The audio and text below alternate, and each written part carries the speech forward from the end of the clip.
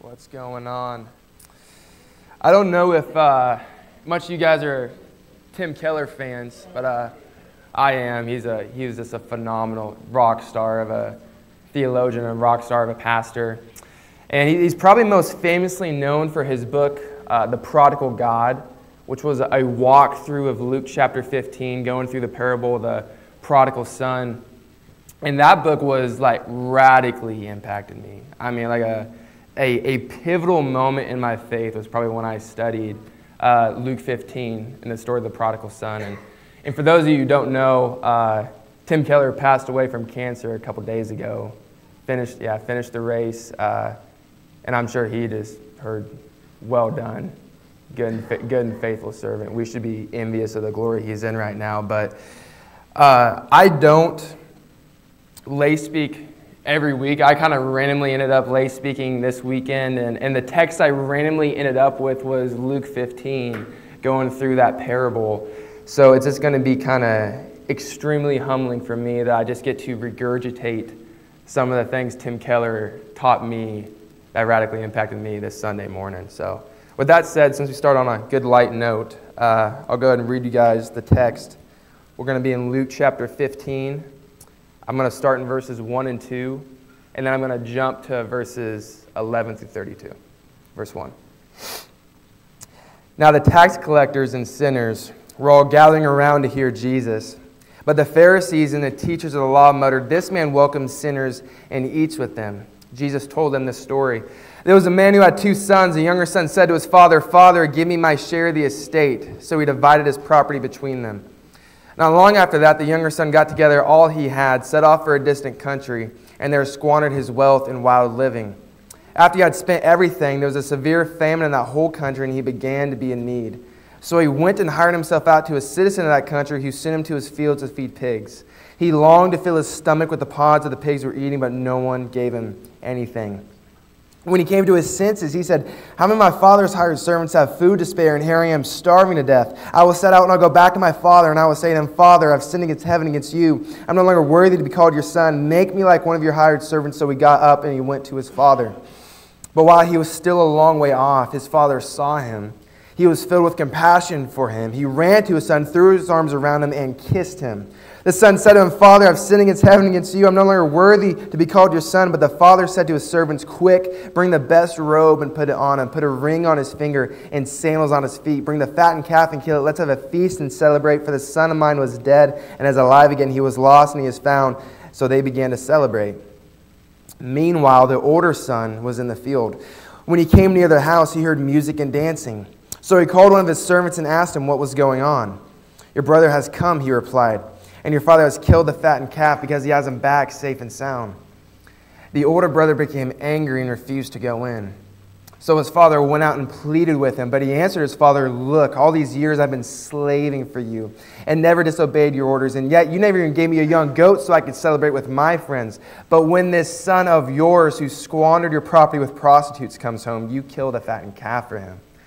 'My son,' the father said, 'you are always with me and everything I have is yours. But we had to celebrate and be glad because this brother of yours was dead and is alive again. He was lost and is found.'" Whew, that was a lot. Mark Twain said Jesus was the greatest storyteller that ever lived. And the greatest story he ever told was this one right here, was the story of the prodigal son. And I agree with him. And for the rest of the short amount of time we have together, we're going to journey through this parable, and I'll explain to you why this is the greatest story in the history of history.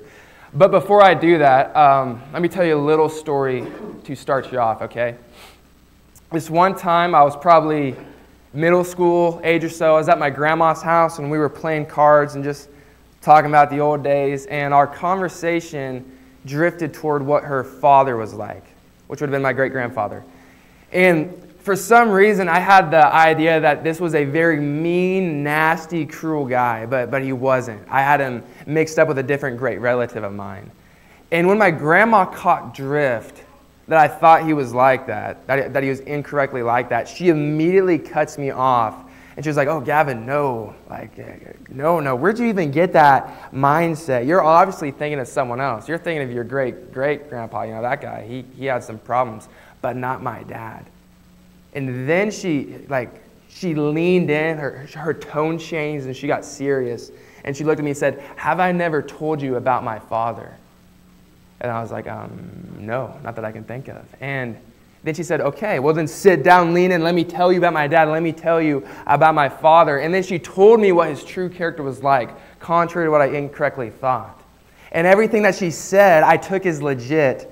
Granted, this was his child. She was raised by him. There's actually no one else on planet Earth today that has spent more time with him than her. Like, she is the number one source to go to about this guy. No one knows him like she does. And in this story today, Jesus, he's surrounded by these groups of people who have all bought in lies about what God is like. And it's as if he leans in and says, "Hey, let me tell you about my father. Let me tell you about my dad," because you think you know him, but you really don't. You have a very flawed view of who God is. And the thing is about Jesus, no one in the history of history knows what God the Father is like more than the Son. No one. So if Jesus says something about God that is different than what we think about God, we need to throw away what we think about God and fully embrace what Jesus says, because he knows a lot more than we do. He has spent all of eternity with him. He has all the authority and all the credibility to tell us what his Father is like. And I don't care how long you've been in church, in some way, shape, or form, we've all bought in lies about what God is like. We have our own little misconceptions going on. There's just things about him that we have made up in our heads that are not true of him. And the reason why it's so important to debunk those lies is because what you think about God determines how you approach him. A.W. Tozer, one of my favorite theologians, he says, the most important thing about you is what comes to mind when you think about God. That is the most important thing about you, according to Tozer. And he has a point, because, for instance, if you think God is disappointed in you, you're going to be very hesitant to approach him. That's just human nature. Being around someone who feels that way about you doesn't sound like a fun activity, because I don't want them to express that on me. If you think he's short-tempered, like he's a loose cannon, then you're going to approach him really delicately, maybe superstitiously. If you think he's impotent, like he's non-powerful, then maybe you will not want to waste your time talking to him. If you think he doesn't care about you, like he thinks very little of you, then maybe you will not want to waste his time. And if you don't believe him at all, then you're not going to approach him at all, unless in a superficial way to convince others that you do, in a two-faced kind of way. So, what we think about God determines how we approach him. So today we're going to be in Luke 15 and the story of the prodigal son. And Jesus is going to tell us a few things about what the true character of God is like, so we know who we're approaching. I'm going to start in verses 1 and 2. I'm going to jump to verses 11 and 32. Verse 1. Now the tax collectors and sinners were all gathering around to hear Jesus. But the Pharisees and the teachers of the law muttered, "This man welcomes sinners and eats with them." So pause. There's two groups present. Let me tell you about them. First, you have the Pharisees with the teachers of the law. That word Pharisee, that can be translated as the separated ones. The Jewish people of Israel, they were already God's chosen people, right? Well, this particular religious sect, they identified as the chosen within the chosen. They identified as the best within the best. They kind of had a problem with thinking they were God's gift to the world, and they thought very highly of themselves. And Jesus usually has a lot of harsh words for them, but today it's more of a kind, tender word. And along with them are the teachers of the law, which were the rabbis and the scribes and the ministers back then. So this group together, just picture them as the religious elite. Like, this is the A team of the Jews. And this parable is primarily directed toward them, of a call of repentance to those who have elder brother syndrome. You know what I mean by that in a minute. And then you have the sinners. And when you hear sinner, don't think like Romans 3, for all have sinned and fallen short of the glory of God. No, in this context, this was actually a class of people. Because back in that culture, if someone had a physical deformity or some illness, they thought that must be because you have sinned. And that was God's specific punishment for you. So this group of people, they would be rejected by society because like no one wanted their sin to jump on them and they'd be cast out. And this group that was rejected, they'd kind of live together in these misfit support groups, if you will. They'd huddle together. And along with the sinners are the tax collectors. Now the sinners, they were thought very lowly of, but the tax collectors, they might have been thought of even worse than them because they were Jews themselves who turned on their own people. They worked for the Roman government, and what they would do is they would tax a Jewish person 80 to 85% of all they had, and then they would give that money to the Romans, and then the Romans would use that same money to further oppress them. Sometimes by crucifixion. That was rare, but it happened. So, in this culture, you can imagine, you might be walking along home from work one day, and you look over on the side of the road, and you would see like a friend or your neighbor, a family member, a relative, crucified on the side of the road, bleeding out, dying in one of the worst ways possible, one of the most humiliating ways possible. And when you saw that, you would know that the tax collectors enabled them, the Romans, to do that with your own money. That you personally funded that through them. So this middleman, if you will, they were absolutely hated by everybody. They really did not like tax collectors. This is why there was so much animosity toward Matthew, one of the chosen. He was a tax collector. So this religious elite group, this A-team of the Jews, they're very confused when they see Jesus mingling with these kinds of people. They're like, hey, this Jesus guy, this rabbi, he's hanging out with these sinners and tax collectors. And then Jesus just walks up to them like the absolute stud that he is. And he says, let me tell you how my Father treats sinners and tax collectors. And then he tells them this story. And he's a genius about it. He's brilliant about it because he puts both these groups in the story. Verse 11, there was a man who had 2 sons. The younger one said to his father, Father, give me my share of the estate. So he divided his property between them. Not long after that, the younger son got together all he had, set off for a distant country, and there squandered his wealth in wild living. After he had spent everything, there was a severe famine in that whole country, and he began to be in need. So he went and hired himself out to a citizen of that country who sent him to his fields to feed pigs. He longed to fill his stomach with the pods that the pigs were eating, but no one gave him anything. Okay. In that short paragraph, there is a lot going on. Okay, so let me explain it. First, he says, give me my inheritance early. In this culture, that would be the equivalent of me going to my dad and saying, hey, Dad, I wish that you were dead because I don't want you, I just want your stuff. Like, I know when you die, I'm going to get a third of the estate. I'm going to get a third of all you have. So, let's get this show on the road.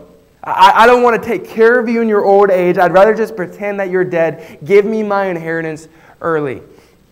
That would have been an outrageous thing for a Middle Eastern boy to have said at that time. And rather than the father being outraged by that, which he would, Deuteronomy would actually tell you he'd have all the authority to do in that situation, is to take his son, hand him over to the elders, and they would stone him until he was dead. That's what he could have done legally. But that's not what he does. What he does is he actually obliges the request. He gives him what he wants. He gives him a third of the estate. Then it says he goes into a far country and he squanders his wealth in wild living. So we can picture this. Humor me. It's like he's kind of like he goes to the Las Vegas Strip and he's eating weird brownies and he's experimenting with drugs and he's hiring prostitutes and he just wastes all of his dad's money. And then a famine hits and he finds himself working on the authority of a foreigner. And the Greek even says he glued himself to the foreigner. Like that foreigner doesn't even want him. But he's like, I'm so desperate, I'll do whatever you want me to do. And he's like, okay, Jewish boy, go feed my pigs. Because he knows that's the one job a Jewish boy would never do. But he's so desperate, he does it anyway. And Jesus is making a point to make this kid as undesirable as possible. Because not only is he impatient and greedy and disrespectful and perverted, not only is he working on the authority of a Gentile, which would have been dishonorable enough, He's also the caretaker of pigs. And you guys got to understand, pigs in this culture, they're unclean. They can't be anywhere near pigs. There's no pigs in their community. They eat bacon. He's with these disgusting, unclean animals. I don't know why I mentioned bacon. That was weird. But he's with these disgusting, unclean animals. And on top of that, he's jealous of the pigs. He's like, I wish I could have what they have. Like, he's longing for what the animals have right now. This kid has hit a whole new type of rock bottom. Like rock, meat bottom. So, one of the things we can learn from this text, kind of an unsettling point, is that if you want to rebel from God, he might just let you. Like if you want to run from him, it's a terrible idea, don't do it. But if you want to, he might just allow you to, so that you can come to a place in your life where you find out that life is only found in him. Like he'll give you what you want, you can experience it to the fullest, and then you can find out in the first person that it's meaningless. I don't know most of you guys' stories. I'd love to. You should tell me sometime. But I'm sure most of you at a young age, you probably found out there's no life apart from God, and you've just been following him faithfully ever since. And you've just had this preserved faith, and that's an awesome story. That's my favorite kind of testimony, because that's just the way to do it. That's not really my story. I'm more like, I was really worldly and I was really good at it, and then I went to college and I got a small taste of what God is like, what like a real, authentic, true faith looked like from a great example. Conversion happening was happening, and it was good. Like, it was awesome. I should just stayed in that. But instead what I did, because I'm stupid, kind of like what the Proverbs say, like a dog that returns back to his vomit, a fool just returns back to his own foolishness. And I just kind of returned back to my old habits, my little heathenistic, sinful ways.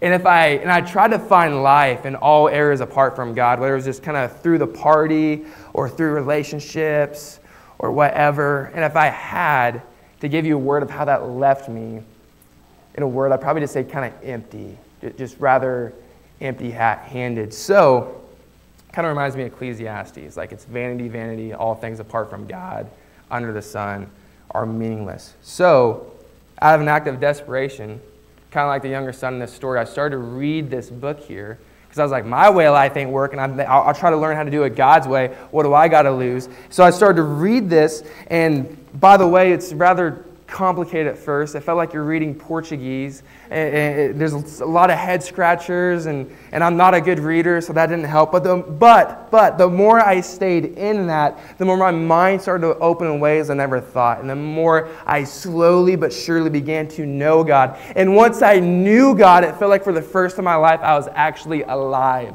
Like I was truly living for the first time. I was like, wow, we should have been doing this from the beginning. It's almost like we were created to know him. And to the point where I look back on the years of my life when I didn't know God, I was like, those years are wasted. Like they are in vain. And the reason there's such a big difference,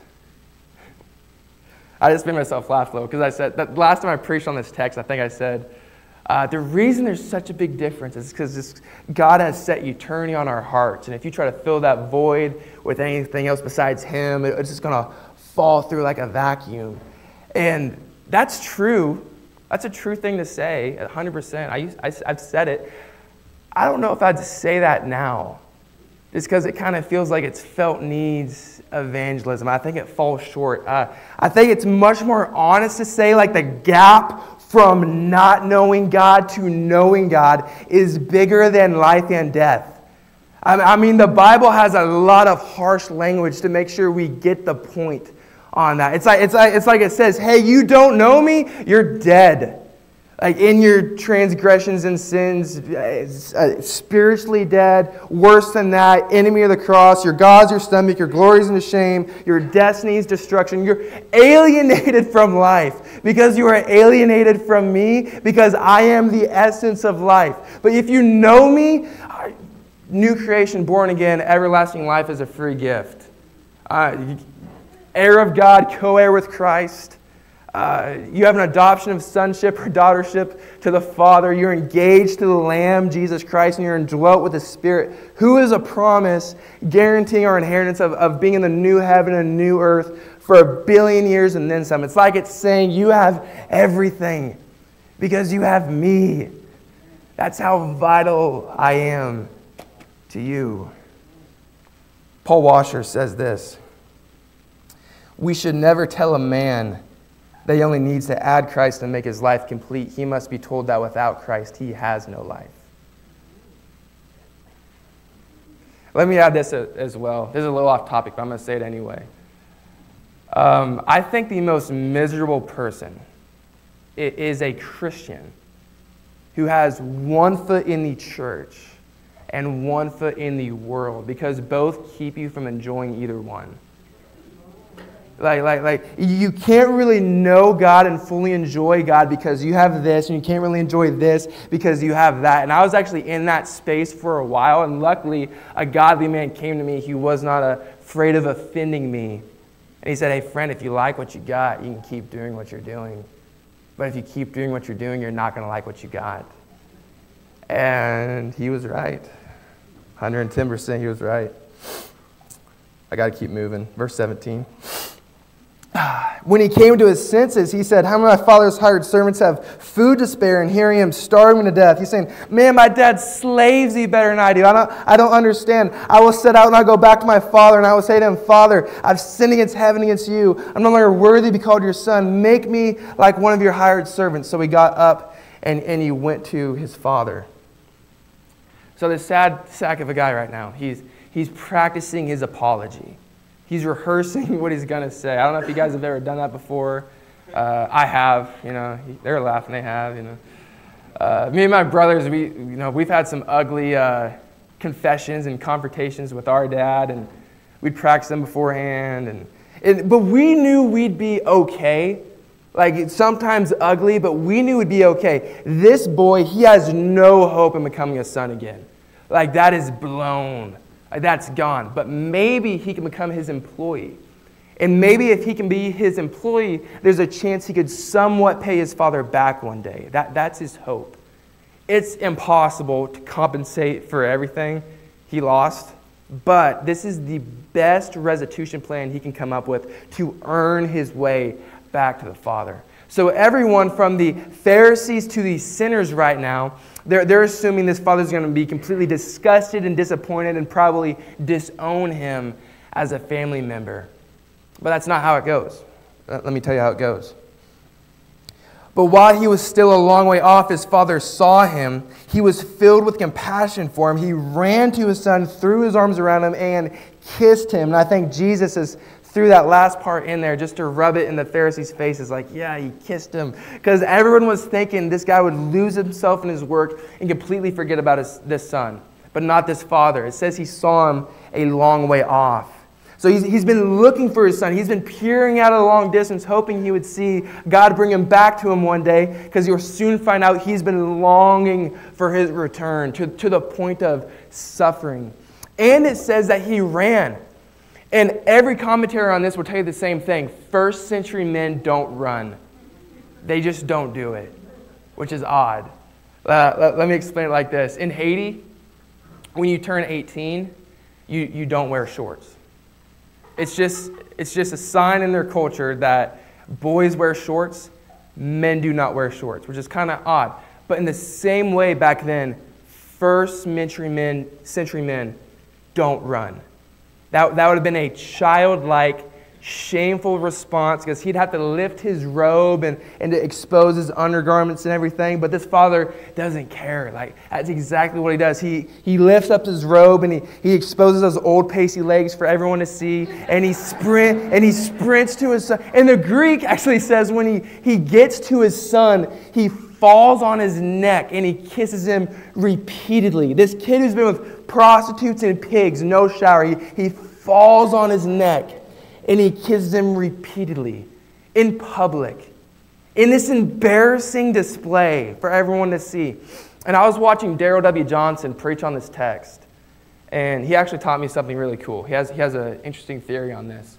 He says the father knew once the boy got to the gates that the villagers and the village elders, and likely the elder brother, would shame him, humiliate him, and maybe even beat him for what he has done. So the father, he's partly running just because he just wants to love on his son, and he's stoked to see him again. But he's also partly running so he can get to him first to protect protect him. And then by that act, by shamefully running and shamefully falling on his neck and kissing him repeatedly in public in this humiliating display, it's like he's transferring all the shame of that son and he's putting it on himself. Now, whatever the villagers and the village elders and the elder brother wanted to do to the son, they now have to do to the father.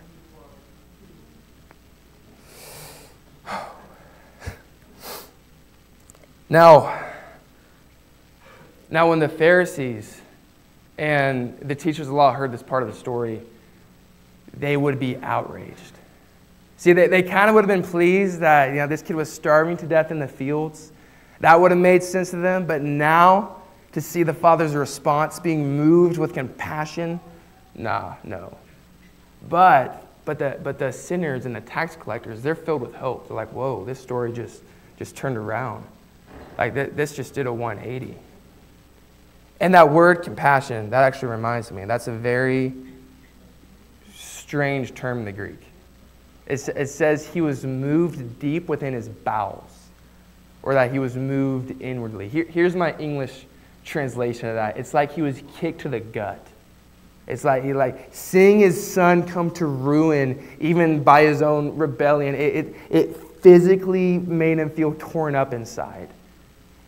So another thing we can take away from this text, and there's so much we can take away from this text, but I just want to highlight this point, is that when you come to sinful ruin and you experience that and it brings pain on you, in a way, God hurts with you. And I got to be really careful how I say that because I could make people mad. I'm not saying he's hurt by you. Like that's dumb. Like, what I did today hurt God. Like, you could hurt him. No, I said he hurts with you. There's a big difference. Those prepositions matter. You see, God's not hurt by what you've done to him. He's more hurt by what you've done to yourself. Like, he hurts because he does not want you to hurt.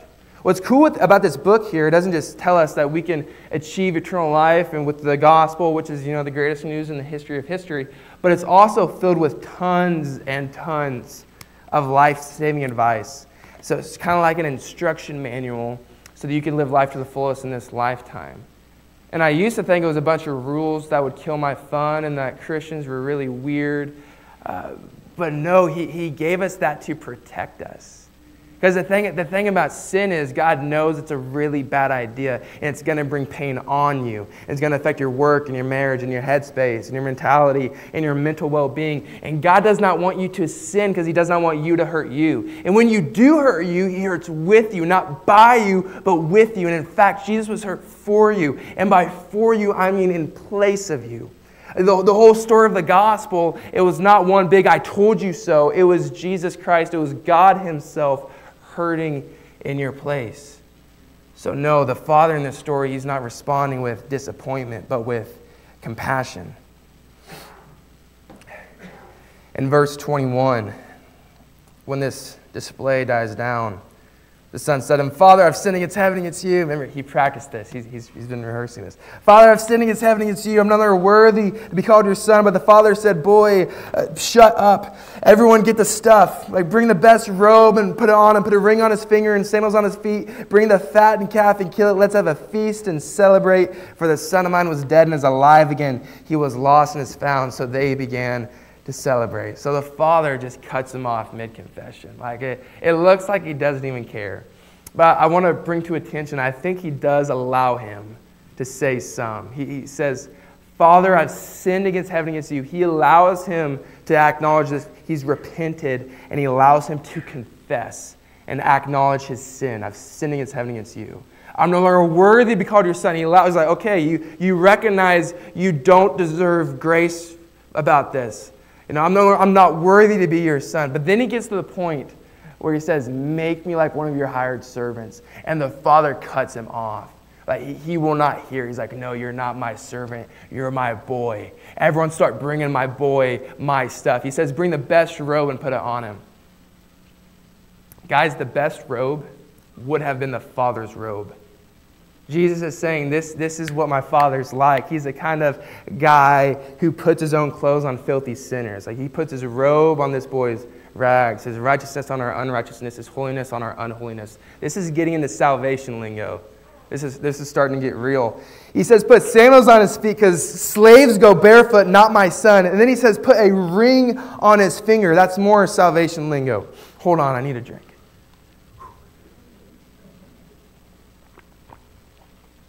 This is my favorite part. I can't be parched. So that ring, that's the signet ring. Back in the day, when you signed official documents, you did not use signatures. Signatures were not a thing. It was the ring. You would stamp the ring, and in the ring would be your family seal. So that ring signifies, hey, you are family. Like, you are one of us. You are restored. When he says put a ring on his finger, he's saying nothing has disqualified you from becoming a member of this family. And it's the same language he uses for us. When you hear the terms, you're sealed by the Holy Spirit, that's what it means. I used to think it was like a Ziploc bag seal, like you're just preserved from hellfire, I guess. That's dumb. Forget I said that. No, it's God's family seal. Like he puts his family mark on you, and it's a guarantee. Multiple scriptures say that it is a guarantee that you belong to God and you'll be with him forever. Every other religion in the world, and every cult that calls himself Christian, for whatever form of eternity they believe in, they call their followers just to strive to achieve it. And until you die, you're just left with a big question mark if you got in or not. And that fear of uncertainty allows their religious leaders to rule over them. But Christianity is the only religion that gives assurance of salvation. Like we are the only ones. We're also the only religion where God actually came to us, did the work for us, and took our penalty on our behalf. And then he proved he could defeat death by dying and then coming back. So, we win by a long shot. It's not even close. It's laughable. So this son, he had a huge restitution plan to earn his way back to the father. But the father says, no, I'm not going to let you earn your way back. I'm just going to bring you back. He just confers sonship on him in a stroke, just in a moment. So the son had this, he repents, and then instantly when he repents, he's redeemed. And then right after he's redeemed, they celebrate. And I would love to expand more on this scene, but probably for the sake of time, I need to keep moving. But I will tell you this much. God is the prodigal in this story. I don't really like the title because I think the son's prodigalness pales in comparison to the father. Tim Keller, he wrote a book called The Prodigal God based on this text. I have a few extra copies of it in the back if you guys want some. But let me explain what prodigal means because you might be confused. Prodigal means being wastefully extravagant with your resources. It's to spend things wildly and freely, and that's exactly what the father does. Like right when the son returns back to him, he throws the most expensive party with the most expensive food.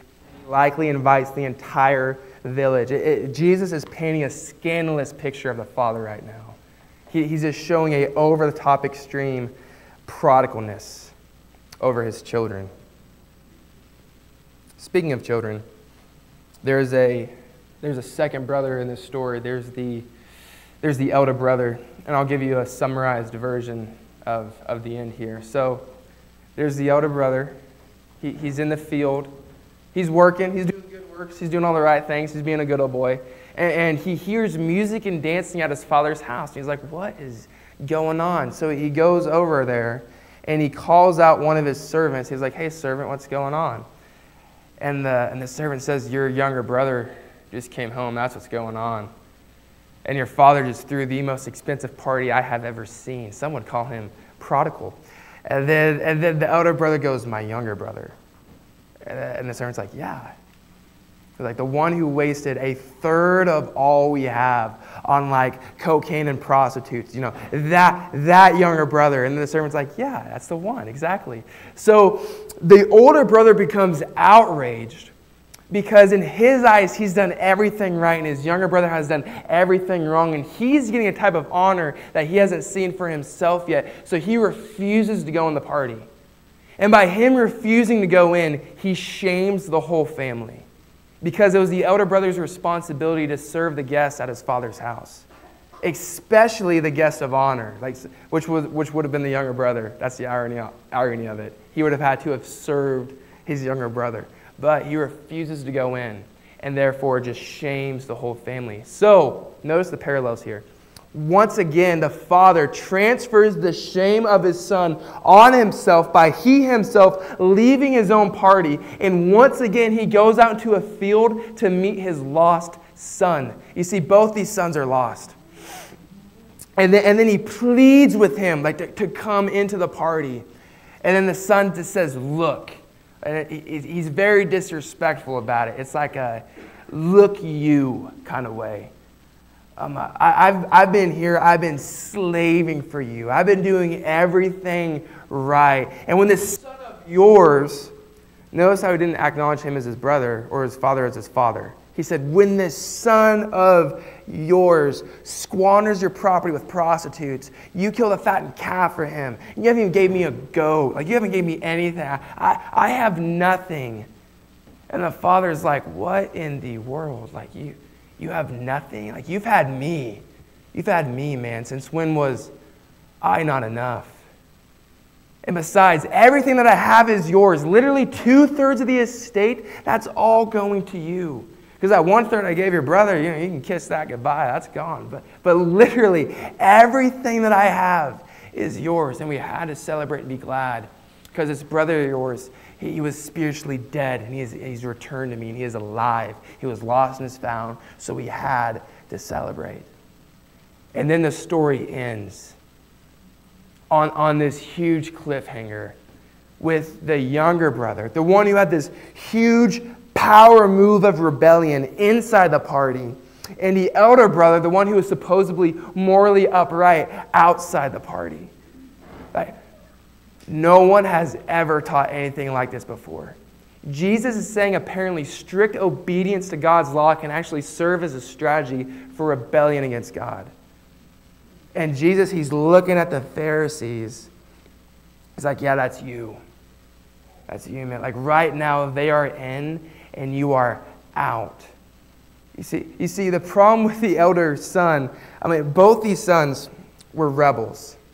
Both these sons were alienated from the father's love because they did not want the father himself. They just wanted his stuff. They just tried to get it through two different strategies. That is the only difference. And the problem with the elder brother, he did not see himself as a son. He saw himself as a servant. And I cannot imagine or describe probably the intensity of this moment. Because Jesus, he's looking at people, talking to people who study the Bible for a living. He's like, yeah, go learn what this word means. Because you are far from the truth. You're teaching this whole work-based salvation thing. You think you can earn your way to God. You think you have to get right before you get back to God. But brother, you cannot get right without God. He is the one who makes you right. And he's crazy about you. He's crazy about them, the youngers, and he's crazy about you. If I would have to describe the way he feels about those in Christ, it would sound blasphemous. Because I'd have to use words like insane or reckless or nonsensical, like his nonsensical love for you. Jesus says that's what the character of my Father is like. I'm probably over time, so I'm going to call that a great note to end on. And I'll pray for you guys, and I'll get you out of here. Father, you are good. You are King, and you are Lord, and you are our God. And you are perfect, and your word is perfect. If there's anything about us that we have misconceptions about you that are holding us back from truly knowing you in the way you desire us to, just do what you have to do to fix that and to fix us so that we can know you. Because we just want to know you. Will you remind us that you're not a God of confusion and you can make yourself known? And can you remind us that this life we're in right now is really just a waiting room? And we're not home until we see you. We're not home until we see our Father. And Jesus, if you could, come back soon so we can go home. In your name we pray. Amen.